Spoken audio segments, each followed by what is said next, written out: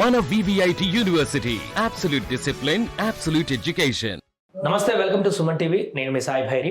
ప్రస్తుతం బంగారం ధరలు ఏ రకంగా ఉన్నాయి, గత కొన్ని రోజులుగా వరుసగా ఎందుకు తగ్గుతున్నాయి, రాబోయే రోజుల్లో ఇంకా ఇలానే తగ్గేటువంటి అవకాశం ఉంటుందా లేక పెరిగేటువంటి అవకాశం ఉంటుందా, దీనికి సంబంధించి మనం పూర్తిగా మాట్లాడి తెలుసుకునేటువంటి ప్రయత్నం చేద్దాం. మనతో పాటు ప్రముఖ gold specialist and stock market specialist SV Chalapathi గారు ఉన్నారు. సార్ నమస్తే. సార్ నమస్తే సార్, బంగారం ధరలు గత నెల రోజుల నుంచి చూసుకుంటే 1,92,000 ఒకనొక టైంలో, బట్ ఇప్పుడు 1,40,000 అటు ఇటుగా కొనసాగుతుంది. అంటే ఆల్మోస్ట్ ఒక 50,000 కనిష్టానికి తగ్గిపోయింది.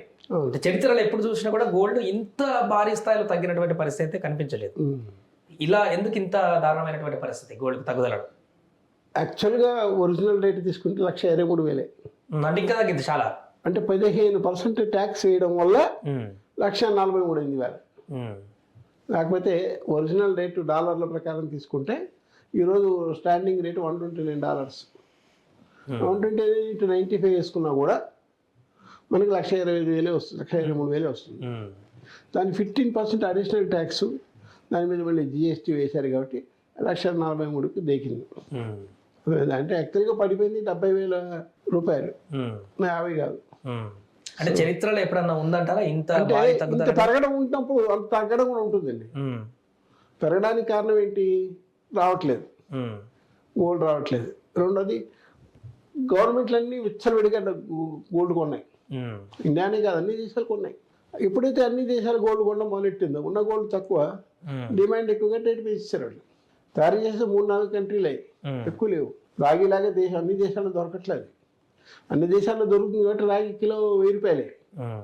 ఇది ఎక్కడ దొరకదు కదా. మీరు 1 టన్ను ఇసుక తవ్వితే మీకు 1 కేజీ దొరికితే ఎక్కువ. అది పరిస్థితి. మన కోలార్ గోల్డ్ ఫీల్డ్లో చూస్తే పెద్ద పెద్ద కొండలు కనిపిస్తుంటాయి. అవన్నీ తవ్వేసి పెట్టారనమాట. గోల్డ్ తీయంగా మిగిలిన పెట్టేది. దాన్ని మళ్ళీ భూమి లోపల పోతేయాలి, రేపు తప్పదు. అంటే ఈ గోల్డ్కి ఇప్పుడున్న ఇంటర్నేషనల్ రేట్స్ ప్రకారం తీసుకుంటే $129 కాస్త రేపు పొద్దున 120కి వచ్చినా కూడా ఆశ్చర్యపడక్కర్లేదు. ఎందుకంటే మెయిన్ ఉక్రెయిన్ వారు ఒక దశకు వచ్చే అవకాశం ఉంది. ఎందుకంటే ట్రంప్ గారు దాని మీద కూడా స్టేట్మెంట్ ఇచ్చేశారు, మీరు తగ్గాలి, నువ్వు కూడా తగ్గాలి అని ఇద్దరికి చెప్పారు.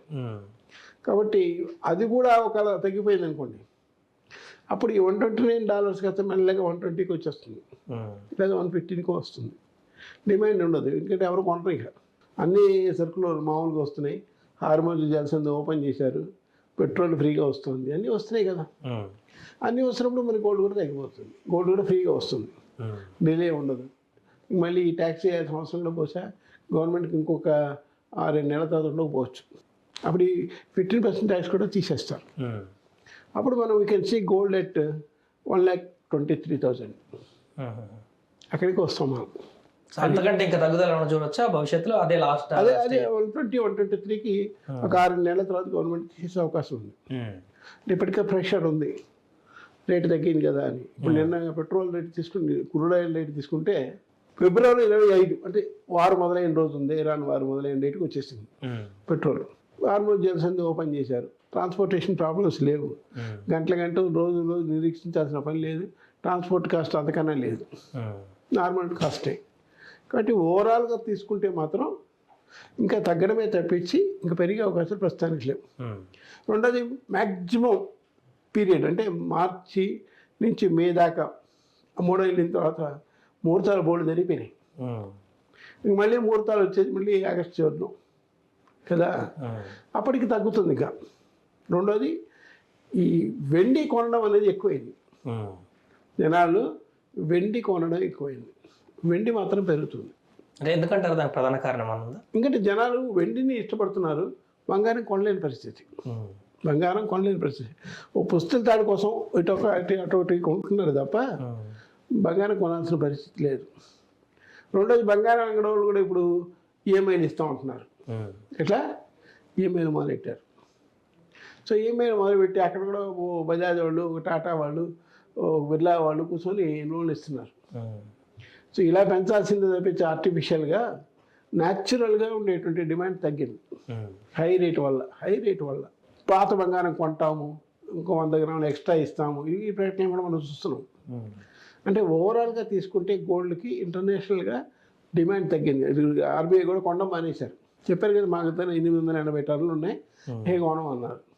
రేటు తగ్గింది కదా ఇంటర్నేషనల్గా, అందువల్ల గోల్డ్ రిజర్వ్స్ కూడా తగ్గాయని చెప్పారు. గవర్నర్ చాలా క్లియర్గా చెప్పారు మన స్టేట్మెంట్లో కూడా. అందువల్ల గోల్డ్ ఇంకా కొనేది లేదు కాబట్టి ఆర్బీఐ కూడా పెద్ద డిమాండ్ ఉండదు. ఆర్బీఐ వాళ్ళు కూడా టన్నులు కొన్నా అనుకోండి, ఆటోమేటిక్గా డిమాండ్ పెరిగిపోతుంది. కొనట్లేదు, మనమే కాదు ఏ దేశం వాళ్ళు కొనట్లేదు. బంగ్లాదేశ్ ఆపేశారు, శ్రీలంక ఆపేశారు, చైనా ఆపేశారు, అందరూ ఆపేశారు. అంటే ఇన్వెస్టర్లు కూడా మరి ఎందుకు అంటే వాళ్ళు ఎక్కువ ఇంట్రెస్ట్ చూపిస్తుంటారు కదా ఇలాంటి గోల్డ్ మీద, మరి వాళ్ళ తరఫున కూడా ఏం ఫ్లోటింగ్ ఏం కనిపించలేదు. గోల్డ్ ఈటీఎఫ్లు ఉన్నాయండి, ఇన్వెస్ట్మెంట్ చేసే వాళ్ళు ఉన్నారు. అది లాటరీ, అది బట్ నథింగ్ బట్ లాటరీ. ఇప్పటికీ ఒక గుడ్డి నమ్మకం ఏంటంటే గోల్డ్ ఈటీఎఫ్లో పెడితే పెరుగుతుంది అని. పెరిగే అవకాశం కనపట్లేదు, పెరిగే అవకాశం కనపట్లేదు.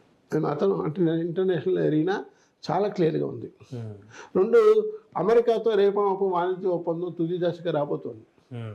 అది కూడా వచ్చింది అనుకోండి, ఇక దేర్ ఈజ్ నో అర్డిల్.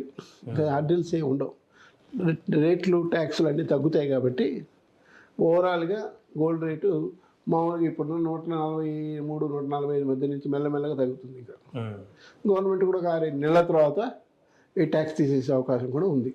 దాన్ని మనం కొట్టేయలేము. బట్ గవర్నమెంట్కి అడిషనల్గా 1,00,000 కోట్లు వస్తాయి కాబట్టి 1,00,000 కోట్లు వదులుకుంటారనేది డౌటే. 1,00,000 కోట్లు ఈ 15% వస్తుంది కాబట్టి అక్కడ ఆయిల్లో పోయింది, ఇక్కడ సంపాదించుకోవాలి కాబట్టి సంపాదించేశారు. సో 6 నెలల తర్వాత 1,00,000 కోట్లు వచ్చాయని ఆపేస్తే ఆపేయచ్చు బహుశా. సరే, ఇప్పుడు ఎవరైనా ఫంక్షన్లకు కానీ పెళ్ళిళ్ళకి కానీ కొనాలనుకుంటే కొంటారు, ఏ రేట్ ఉన్నా కూడా అటు ఇటు. కానీ ఇన్వెస్టర్లకు అయితే వాళ్ళకి ఏం సజెషన్ ఇస్తారు? వాళ్ళు ఇప్పుడు పెట్టచ్చా లేకుంటే ఇన్వెస్టర్లు ప్రస్తుతానికి కాషియస్గా ఉన్నారండి, మనం చెప్పక్కర్లేదు. దేని మార్కెట్ కాషియస్గా ఉన్నారు. పెద్దగా ఎవరు పెట్టుబడి పెట్టట్లేదు, పెద్దగా ఇన్వెస్ట్ ఎవరు చేయట్లేదు. అవ్వు పోయింది. ఎందుకంటే గవర్నమెంట్ కూడా చెప్పింది, మేము గోల్డ్ బాండ్స్ ఇష్యూ చేసాము 6 ఏళ్ళకి, 7 ఏళ్ళకి, 8 ఏళ్ళకని. దానిలో 99,000 కోట్ల లాస్ వచ్చింది అని పార్లమెంట్లో డిక్లేర్ చేశారు. గోల్డ్ బాండ్ స్కీమ్లో 99,000 కోట్ల లాస్ వచ్చింది అని సీతారామన్ గారు ఓపెన్గా చెప్పారు. సో ఆ సీజన్ అయిపోయింది. ఇక ఇప్పుడు ఉన్న పరిస్థితిలో గోల్డ్ కొనడం కానీ గోల్డ్ మీద లోన్లు తీసుకునే వాళ్ళు తప్పించి ఎవరు ఉండరు.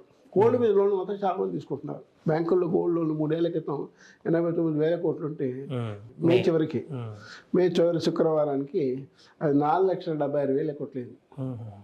Gold loans 4,76,000 personal. ఇది బంగారం వ్యవసాయం మీద తీసుకునేది కాదు, పర్సనల్గా తీసుకున్న గోల్డ్ లోన్లు ఎంప్లాయీస్ తీసుకుంటున్నవి, ఉద్యోగస్తులు తీసుకుంటున్నవి కలిపితే 4,76,000 కోట్లు అయిపోయింది. ఇవి పెరుగుతాయి తప్పించి గోల్డ్ రేట్ పెద్దగా పెరగదు.